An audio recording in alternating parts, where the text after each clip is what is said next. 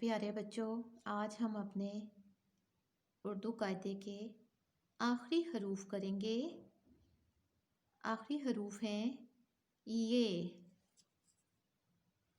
आखिरी हरूफ में है छोटी ये और बड़ी ये को हम एक साथ करेंगे, क्योंकि छोटी ये और बड़ी ये की आवाज़ एक जैसी होती है। छोटी ये, बड़ी ये, इसको हम कहते हैं छोटी ये, इसको कहते हैं बड़ी ये। दोनों की आवाज़ एक जैसी है ये, इसलिए से बनने वाले हरूफ को भी या अल्फाज को हम एक जगह ही लिखते हैं।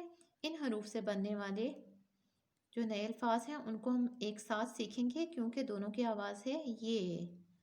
छोटी ये, बड़ी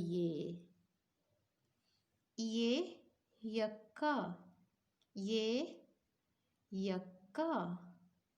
यक्का कहते हैं तांगे को। देखें, इस तरह एक सवारी है तांगा, घोड़ा उसके आगे होता है, इसको हम कहते हैं यक्का। ये यक्का, ये यक्का, ये यक्का। यक्का के अलावा भी ये से कुछ और अल्फाज बनते हैं।